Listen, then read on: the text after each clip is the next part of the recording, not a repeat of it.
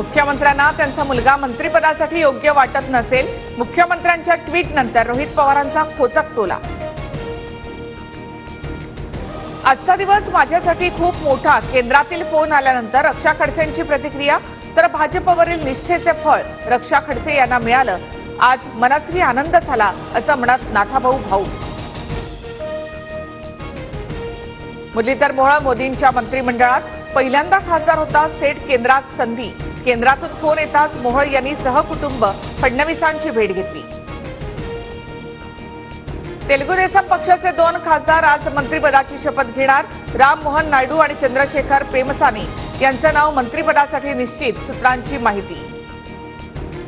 मल्लिकार्जुन खरगे मोदींच्या शपथविधीला उपस्थित राहणार, तर निमंत्रण असूनही शरद पवार शपथविधी सोहळ्यासाठी उपस्थित राहणार नाहीत, सूत्रांची माहिती।